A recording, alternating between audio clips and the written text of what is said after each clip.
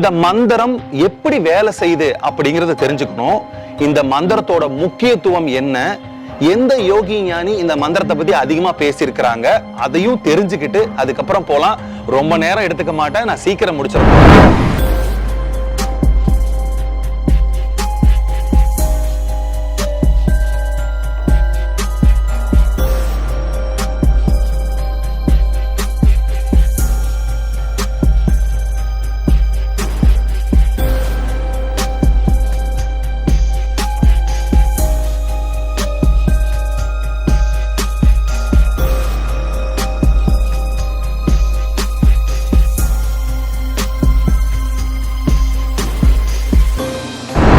சரி, ஒரு கோவம் வந்துருச்சு. ஓ, நீ ஔவையாரே இப்படி சொல்றியா அப்படின்னு, உனக்கு திறமை இருந்தா நீயே எழுது அப்படின்னு சொல்லிடுறாரு. ராமலிங்க அடிகளார் சற்றும் யோசிக்காம எழுதின பாடல் தான். ஒருமையுடன் எனது திருமலரடி நிலைக்கின்ற உத்தமர்தம் உணவு வேண்டும், பொய்மை பேசாதிருக்க வேண்டும், மறுவு பெண்ணாசை மறக்க வேண்டும், அவரு வேண்டும் வேண்டும் சொல்லி எழுதியிருக்காரு. இந்த ரெண்டாவது கதை நான் எதுக்கு சொல்றேன் அப்படின்னா,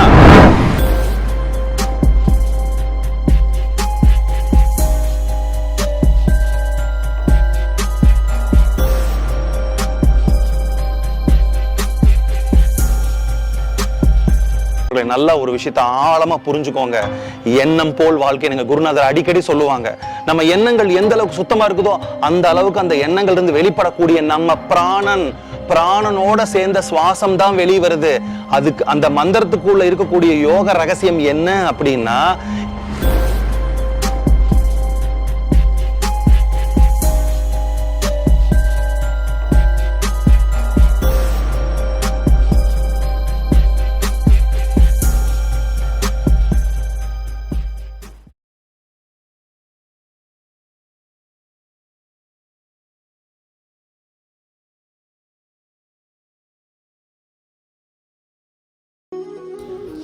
தெளிவு குருவின் திருமேனி காண்டல், தெளிவு குருவின் திருநாமம் செப்பல், தெளிவு குருவின் திருவார்த்தை கேட்டல், தெளிவு குரு உரு சிந்தித்தல் தானே. குருவே சரணம். வணக்கம், நான் சென்னையிலேருந்து தேவி பேசுகிறேங்க. நான் 2023 வாசி யோக பயிற்சி ரஞ்சித் அப்பா கிட்ட எடுத்துக்கிட்டேன். இது குருவோட திருவருள்னு தான் சொல்லணும். குருவோட திருவருள்னால இந்த பயிற்சி எடுத்ததுக்கப்புறம் எனக்கு வாழ்க்கையில் மேலும் எல்லாத்துலேயுமே சிறப்பாக வளர முடியுது. ப்ளஸ் ஒரு புரிதல், எனக்கு ஏன் எல்லாம் நடக்குது அப்படிங்கிற அந்த கேள்வியிலேருந்து எனக்கு விடை கிடைச்சிருக்குது. இதனால தான் நடக்குது, நம்ம இதை ஏற்றுக்கணும் அப்படிங்கிற அக்செப்டன்ஸ் வந்திருக்குது. என் நிலையில இருந்து தான் எதையாக இருந்தாலும் யோசிப்பேன். வாசியோக பயிற்சி எடுத்ததுக்கப்புறம் அடுத்தவங்க நிலையில இருந்து யோசிக்கிற அந்த பண்பு வந்திருக்குது. குருநாதரோட வழிநடத்துதல் ரொம்ப அருமையாக இருக்குது. ரொம்ப சந்தோஷங்க. பேரூர் ஆசிரமத்துக்காக சிறு உதவி தான் நான் செஞ்சேன், சிறு தொகை உதவி செஞ்சேன். அதனால எனக்கு வீடு கட்டுற வாய்ப்பு கிடைச்சிது. தாத்தாவுக்கு ரொம்ப நன்றி, குருநாதருக்கு ரொம்ப நன்றி. குருவே சரணம்.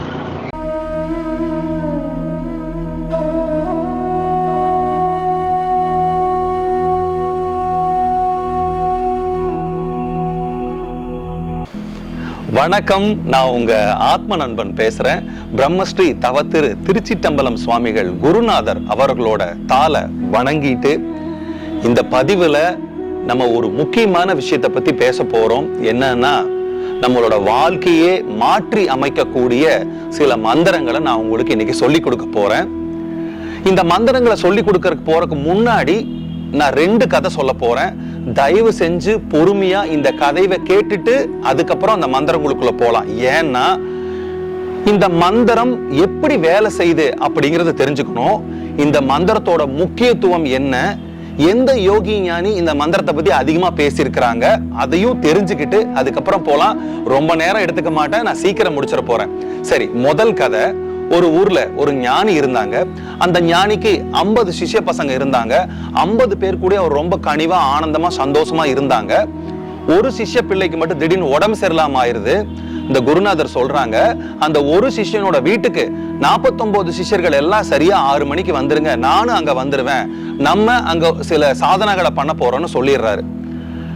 49 சிஷ்யனும் அந்த உடம்பு சரியில்லாத இருக்கிற ஒரு சிஷ்யனோட வீட்டுக்கு சரியா 6 மணிக்கு வந்துடுறாங்க. குருநாதர் அங்க வந்துடுறாங்க. அந்த உடம்பு சரியில்லாத சிஷ்யனை உட்கார வச்சு இவங்க எல்லாம் 49 பேர் சுத்தி உட்கார்ந்து, உன் உடம்புக்கு ஒண்ணு இல்ல, நீ சீக்கிரம் நல்லா ஆயிருவ, உன் உடம்பு நல்லா தேறிட்டு வருது அப்படின்னு நேர்மறையான எண்ணங்கள்ல கத்தி வாய் விட்டு சொல்லிக்கிட்டே இருக்கிறாங்க. இத பார்த்துக்கிட்டு இருந்த பக்கத்து வீட்டுக்காரரு வந்து எட்டி பார்த்துட்டு ஒரு ஏளன சிரிப்பு சிரிக்கிறாரு. சிரிச்சிட்டு அந்த குருநாதர் பார்த்து சொல்றாரு, நீங்க எல்லாம் 49 பேர் இருந்து ஒருத்தன் நல்லாயிருவான்னு கத்துனா அவன் நல்லாயிருவான், இதை நான் நம்பணும் அப்படின்னு சொல்லி ஏளனம் பண்ணாரு. இந்த குருநாதர் இதையெல்லாம் கேட்டுக்கிட்டு டக்குன்னு திரும்பி, டே நாயே வெளியே போடா அப்படின்னு சொல்லிட்டாரு. வந்து இந்த பக்கத்து வீட்டுக்காரனு கோவம், பக்கத்துல கிடக்கிற பொருளை எடுத்துட்டு அவரை அடிக்கிறதுக்கு ஓடி வந்து, யார பாத்திரம் என்னடா சொல்ற அப்படின்னு ஓடி வரும்போது அந்த குருநாதர், தம்பி பொறுமையாரு, சாந்தமாரு, நான் ஒரு விஷயத்த சொல்றேன் அப்படின்னு சொல்லிட்டு ஒரு ரகசியத்தை சொல்றாரு. ஏன்பா இவ்வளவு நேரம் நீ நல்லா பேசிட்டு இருந்த, நான் போடா நாயேன்னு சொல்ற ஒரு வார்த்தை உன் காது வழியா உன் மனதுக்குள்ள போய் உன்னோட கோவங்கிற ஒரு விஷயத்த தூண்டி விட்டு உன்னை நிலைக்குழிய செஞ்சு என்னையவே அடிக்கிற அளவுக்கு மாத்தும் பொழுது, அந்த எதிர்மறையான எண்ணத்துக்கு அவ்வளவு வலிமை இருக்கும் போது 49 பேர் என்னோட சேர்த்து 50 பேர் நாங்க கொடுக்கக்கூடிய நேர்மறையான எண்ணத்துக்கு ஏன்பா வலிமை இருக்க கூடாதுன்னு சொன்னாராம். பிரியமானவர்கள், இந்த இடத்துல நம்ம ஒரு விஷயத்த நல்லா புரிஞ்சுக்கணும்.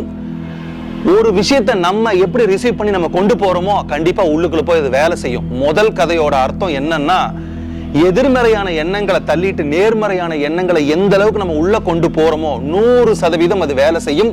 இதுக்கு அடிப்படை அச்சாணி என்னன்னா நம்பிக்கை. நம்ம மேல நம்பிக்கை வைக்கணும், ரெண்டாவது பிரபஞ்சத்து மேல நம்பிக்கை வைக்கணும். இந்த 2 நம்பிக்கை இருந்ததுன்னா நேர்மறையான எண்ணங்கள் நம்ம உடம்புல வேலை செய்யும். இது முதல் கதை. ரெண்டாவது கதை, இந்த உலகத்துக்கே ரொம்ப தெரிஞ்ச பெரிய ஞானி, தன் திருக்காப்பிட்டு கொண்டு மறைந்த நம்ம வள்ளலார் சுவாமிகள் ராமலிங்க அடிகளார், அவர் வாழ்க்கையில சின்ன வயசுல நடந்த விஷயம்தான். அவரு ஸ்கூலுக்கு போயிட்டு இருக்கும்போது அவர் தமிழ் வாத்தியார் வந்து ஔவையாரோட ஆத்திச்சூடியும் ஔவையாரோட பாடல்களையும் படிக்க சொல்றாங்க. எல்லா பசங்களும் படிக்கிறாங்க. இவரோட டர்ன் வருது. இவர் எந்திரிச்சுன்னு சொல்லுப்பான்னு சொல்லுது, நான் சொல்ல மாட்டேன்னு சொல்றாரு.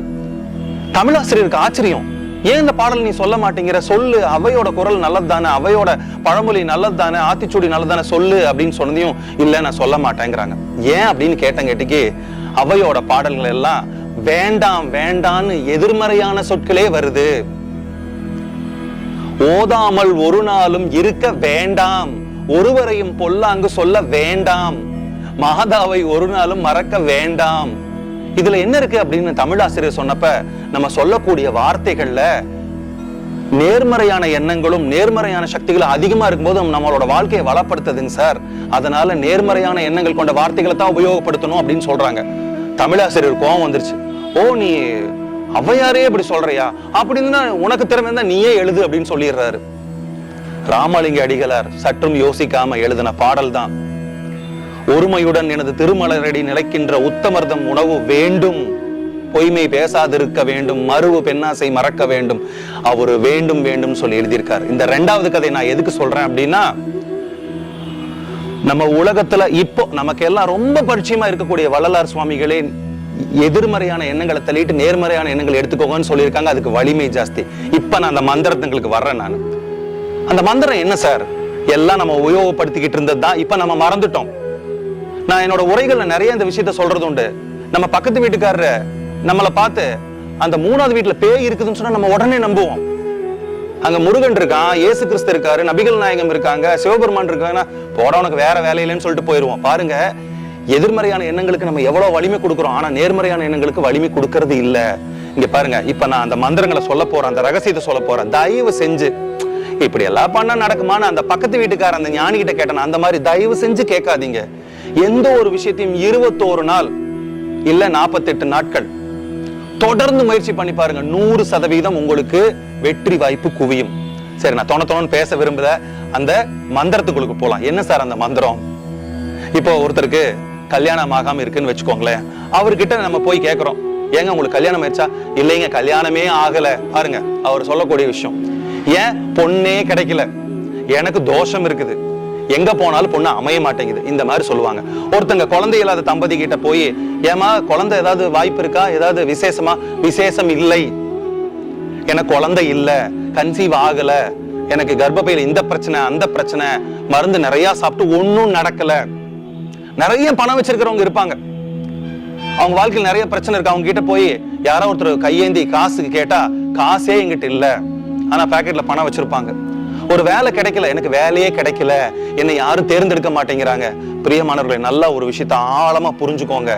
எண்ணம் போல் வாழ்க்கை. நீங்க குருநாதர் அடிக்கடி சொல்லுவாங்க, நம்ம எண்ணங்கள் எந்த அளவுக்கு சுத்தமா இருக்குதோ அந்த அளவுக்கு அந்த எண்ணங்கள் இருந்து வெளிப்படக்கூடிய நம்ம பிராணனோட சேர்ந்த சுவாசம் தான் வெளியே வருது. அதுக்கு அந்த மந்திரத்துக்குள்ள இருக்கக்கூடிய யோக ரகசியம் என்ன அப்படின்னா, எந்த எண்ணங்கள் நம்ம மனிதனோட உடல்ல இருக்கோ அந்த எண்ணங்கள் நம்மளுடைய பிராணனாகவும் சுவாசமாகவும் வெளியில கலந்து இந்த பிரபஞ்சத்தோட கலக்குது. நிறைய பேர் சொல்றாங்க, நம்ம என்ற எண்ணம் பிரபஞ்சத்துக்கு போகுது, பிரபஞ்சத்துக்கு போகுது. எப்படி போகுது? இந்த வழியா போகுது, பிராணனோடு கலந்த சுவாசத்தோட வெளியில போகுது. அப்போ அந்த இடம் முழுவதும் அந்த எண்ணங்களே நிறைஞ்சிருக்குது. நீங்க நினைச்சு பாருங்க, நீங்க எப்ப பார்த்தாலும் எனக்கு நடக்கல, ஒன்னும் செட் ஆக மாட்டேங்குது, எனக்கு தோஷம் இருக்குது, இப்படியே சொல்லி போகும்போது உங்களை சுத்தி 24 மணி நேரம் அந்த எண்ணங்கள் கொண்ட பிராணனே சுத்திக்கிட்டு இருக்கும். அதையே இழுக்கிறது, அதையே வெளியேறது, அதையே இருக்கிறது, அதையே வெளியேறது இருந்தா எப்படி நடக்கும்? இனி அந்த மந்திரத்தை எப்படி பயன்படுத்த போறோம் நான் சொல்ல போறேன். எப்படி சார் அந்த மந்திரத்தை பயன்படுத்துறது? இங்க பாருங்க, உங்களுக்கு கல்யாணம் ஆகலன்னு வச்சுக்கோங்களேன், லேட் ஆயிட்டு இருக்குன்னு வச்சுக்கோங்களேன், யாராவது உங்களை அப்ரோச் பண்றாங்களா இந்த க்ஷணத்துல இருந்து, இந்த வீடியோ பாக்குற இந்த க்ஷணத்துல இருந்து, உனக்கு கல்யாணம் ஆகலையா? எனக்கு கல்யாணம் நடக்கும் கூடிய சீக்கிரம். மந்திரம் அதுதான். எனக்கு நல்ல பெண், ஏன் இவ்வளவு நாள் டிலே ஆயிட்டு இருக்கு? எனக்கு நல்ல பெண் கிடைக்க போறா, அதனாலதான் இந்த தாமதம். 2வது பதில், நீங்களா போய் எனக்கு தோஷம் இருக்குது. இங்க பாருங்க, உங்களோட ஜாதகத்துல யாரோ என்னமோ சொல்லிட்டு போறாங்க, தோஷம் இருக்குது, அங்க இருக்குது, ராகு இருக்குது, கேது இருக்கு. நீங்க சொல்லாதீங்க எனக்கு தோஷம் இருக்கு, எனக்கு அது இருக்குது, இப்படி இருக்குது, ராகு கேது, எதுவுமே சொல்லாதீங்க. உங்களோட மந்திரம் ஸ்ட்ராங்கா இருந்துச்சுன்னா உங்களோட ஒவ்வொரு நேர்மறையான சொல்லும் வெளியில வந்துகிட்டு இருக்கும்போது கண்டிப்பா அந்த பிரபஞ்சம் அதை சேர்த்தி வச்சுக்கும். முடியாது, இல்ல தோஷம் இருக்கு, தீந்து போச்சு, என்னால முடியாது, எனக்கு நடக்காது, எனக்கு கிடைக்காது, எனக்கு அந்த ராசி இல்ல, இந்த மாதிரி இருக்கக்கூடிய எதிர்மறையான வார்த்தைகள் பிரயோகிக்கப்படுகிறத 21 நாள் நிறுத்தி வைங்க. இப்ப நான் சொல்லி முடிச்ச இந்த வீடியோ பார்க்கவே ஒரு சந்தேகம் வந்துடும். இவர் சொல்றாரு, இவர் முதல்ல இதை பண்ணிருப்பாரா, இவருக்கு நடந்திருக்குமா, இல்ல இது உண்மையிலுமே ஒர்க் ஆகுமா, சும்மா ஏதோ யூடியூப்ல பேசுறதுக்காக பேசிட்டு போற? சத்தியமா அந்த மாதிரி நினைக்காதீங்க. எங்க குருநாதர் சொல்லி கொடுத்த இந்த டெக்னிக்க, நேர்மறையான எண்ணங்களை விதைக்கிற இந்த டெக்னிக்கை நாங்க சிறு வயதுல இருந்து பண்ணிக்கிட்டு தான் வந்திருக்கோம், இப்போ பண்ணிக்கிட்டு தான் இருக்கிறோம். அவர் சொல்லுவாரு, எண்ணம் போல் வாழ்க்கை. உன்னோட மனசுக்குள்ள அப்பா இருக்காரா, அதாவது கடவுள் தன்மை இருக்குங்கிறத அப்படி சொல்லுவார். அப்பா இருக்காரு, அவர் சொல்றத கேளு. ஒரு வேலை கிடைக்கும், எனக்கு வேலை கிடைக்கும், நான் அதுக்கான முயற்சிகள் ஈடுபட்டு இருக்கேன், எனக்கு நல்ல வேலை கிடைக்கும், அதனாலதான் இந்த தாமதம். இந்த மாதிரி அந்த மந்திரங்களை ஒவ்வொரு நாளும் உச்சரிங்க. நைட்டு இரவு நீங்க படுக்க போறீங்க, நான் நல்லா தூங்குவேன், ஆரோக்கியமா தூங்குவேன், எனக்கு கெட்ட கனவுகள் வராது, இந்த இரவு எனக்கு நல்ல இரவா அமையும், நல்ல புத்துணர்ச்சி தரும், என் உடம்பு என்ன புத்துணர்ச்சி ஆகும், என் செல்கள் புதுப்பிக்கப்படும், நான் ஆரோக்கியமா இருப்பேன், எனக்கு நோய் வராது, நான் நல்லா இருப்பேன். இந்த மாதிரி விஷயங்களை சொல்லி அது பதிவு பண்ணிட்டு படுத்து தூங்குங்க. காலையில எந்திரிக்கும் போது, பெட்ல இருந்து எந்திரிக்கும் பொழுதே, நான் நல்லா இருக்கேன், ஆரோக்கியமா இருக்கேன், எனக்கு நல்ல வேலை கிடைக்கும், எனக்கு நல்ல பெண் கிடைப்பான், என்னோட அம்மா அப்பா நல்லா இருப்பாங்க, நான் நல்லா இருப்பேன், நல்ல விஷயங்களை விதைப்பமே. ஒண்ணு மட்டும் புரிஞ்சுக்கோங்க, நம்ம மனம், நம்ம ஹிருதயம், நம்ம உயிர், இதெல்லாம் மண்ணு மாதிரி, விதைகள் எண்ணங்கள் மாதிரி. அதுக்கு தெரியாதுங்க, நம்ம உயிர் சக்திக்கும் மனத்துக்கும் உயிர் நம்மளோட எண்ணங்களுக்கும் அதுக்கு எதுவும் தெரியாது. நீங்க என்னத்தை கொண்டு போய் விதைக்கிறீங்களோ அதை விளைவிச்சிரும். இதை புரிஞ்சுக்கிற மாதிரி சொல்லணும்னா, 2 நிலம் இருக்குது, 2 நிலம் உங்களுக்கு தான் வச்சுக்கோங்களேன். ஒரு பாசிட்டிவ் நிலம், ஒன்னு நெகட்டிவ் நிலம்னு வச்சுக்கலாம். நம்ம அப்படி பிரிச்சு வச்சுக்கலாம். ஒண்ணுல ரோஜா செடியோட இதை குச்சி நட்டுங்க, இன்னொன்னுல கஞ்சா செடியோட குச்சி நட்டுங்க. அந்த நிலத்துக்கு அதெல்லாம் தெரியாது, ரோஜா கஞ்சான்லாம் தெரியாது. நீங்க எதை நீங்க விதைக்கிறீங்களோ அதை நல்லா விளைவிச்சு காமிச்சிரும். நம்ம மனம்ங்கிற மண்ணுல, மனம்ங்கிற அந்த உயிர் சக்தியில, எண்ணங்கள்ங்கிற நல்ல பிராணனை, ஒரு நேர்மறையான விதைய விதைங்க. 24 மணி நேரம் அதே விதைங்க. உங்க கூட சுத்தி இருக்கிறவங்க அந்த மாதிரி பேசினா அவங்களை விட்டு 21 நாள் விலகி இருங்க. இந்த முயற்சியில 21 நாள் ஈடுபடுங்க. இங்க பாருங்க, இந்த மந்திரத்துக்கு காசு தேவையில்லை, பணம் தேவையில்லை, நீங்க தனியா ஸ்பெஷலா டைம் ஒதுக்க தேவையில்லை. உங்களோட வாழ்க்கையில நகர்ந்துட்டு இருக்கும் போது வார்த்தைகளும் எண்ணங்கள்ல மட்டும்தான் பிரயோகப்படுத்துறீங்க. ஏதோ ஒரு திரைப்படத்துல சொன்ன மாதிரி கிடைச்சா கிடைக்கட்டும், கிடைக்காட்டி போகட்டுங்கிற மாதிரி முயற்சி பண்ணி பாருங்க. 21 நாள் இந்த மகா மந்திரங்களை ஃபாலோ பண்ணா கண்டிப்பா 100% வெற்றின்னு சொல்லிட்டு இன்னொரு நல்ல சந்தர்ப்பத்துல சந்திக்கிறேன். நன்றி, வணக்கம்.